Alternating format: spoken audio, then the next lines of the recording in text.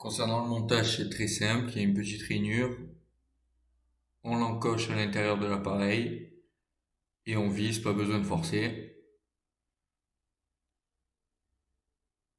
Une fois que ça c'est fait, on met la deuxième antenne, on visse et voilà, le montage est fini.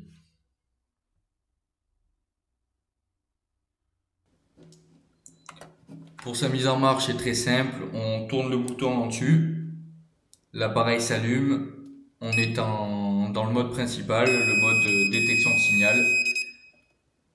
Donc on capte les fréquences entre 1 et 8000 MHz. Quand on tourne le bouton en dessus, on voit que la flèche augmente également, on est en ville, il y a des interférences.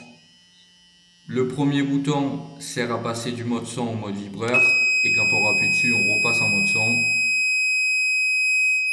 Puis pour finir, pour le régler, on redescend la roulette jusqu'à ce que l'appareil ne détecte plus rien. Et l'appareil est prêt à être utilisé. Alors, une fois que notre appareil est calibré, qu'on ne détecte plus les interférences mais que l'appareil est toujours allumé, on peut commencer la recherche. Donc là on va faire un essai avec un talkie-walkie sur la fréquence 446 MHz.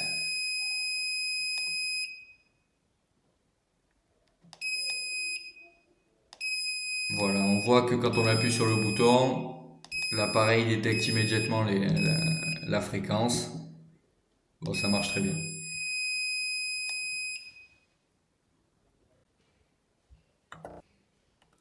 Deuxième essai, cette fois on va faire ça sur du réseau Wi-Fi, donc là on est sur du 2,4 GHz. Donc en approchant l'appareil, on voit que ça détecte très bien. Pour tout ce qui est caméra espion, microphone espion, ce sera des signaux continus. Donc ce sera des longs bips quand on approche de l'appareil,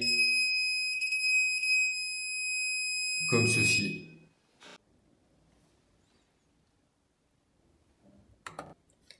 Pour les téléphones portables, on s'en sert pour voir si une écoute illégale est faite sur le téléphone. Donc normalement un téléphone seul en veille n'émet aucune onde. Donc on le pose à côté de l'appareil, on le déverrouille et quand il est déverrouillé, on voit que l'appareil détecte un signal. Il se remet en veille, il va détecter un petit moment et il s'arrête. Si on retouche le téléphone,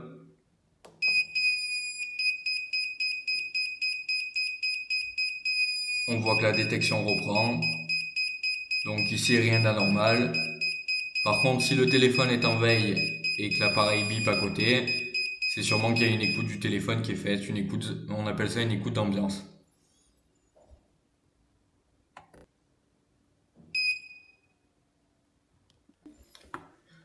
Maintenant, on va faire un essai avec des écouteurs Bluetooth. On voit qu'en les approchant de l'appareil, une détection est faite. En les éloignant, ça s'arrête. Avec cet appareil, on arrive à détecter à peu près toutes les fréquences pour les caméras espions, microphones espions. Entre 1 et 8000 MHz, on est assez large, donc à peu près tous les appareils y passent. C'est aussi pour ça qu'il faut régler au début, calibrer l'appareil pour pas capter les interférences. Maintenant on passe au traceur GPS. Donc là c'est un peu différent. À la place de signaux continus, d'un bip continu sur l'appareil, on aura des signaux à intervalles réguliers. Donc on voit toutes les 7 secondes à peu près, il y a l'appareil qui fait une détection de 3 secondes. Ça nous permet d'identifier un traceur GPS en général.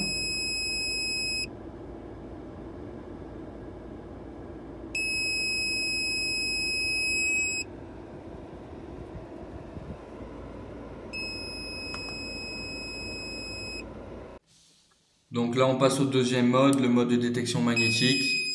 On appuie sur le second bouton. Ça sert pour les traceurs GPS, comme ils sont mis grâce à un aimant sous les véhicules. En fait, cette antenne va servir à détecter un aimant. Voilà, quand on l'approche, ça s'active, on l'enlève, ça se désactive, ça bip plus. C'est une alternative au premier mode de recherche qui permet de ne pas compter les intervalles. Et pour finir, on passe au mode de détection visuelle. Donc ce mode-là nous servira à détecter les caméras espions. L'appareil émet une lumière infrarouge qui se reflètera dans la lentille de la caméra et qui sera facilement visible à travers de l'observateur de l'appareil.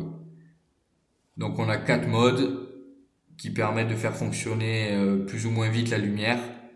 Personnellement, j'utilise souvent le mode 2 que je trouve plus facile, après chacun sa préférence. Donc on regarde à travers de l'observateur. Là, pour faire simple, on pointe sur la caméra.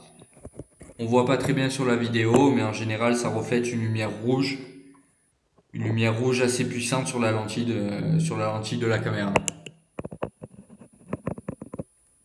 Voilà, on voit un peu mieux de cette manière-là. Un point rouge vif au milieu de l'objectif.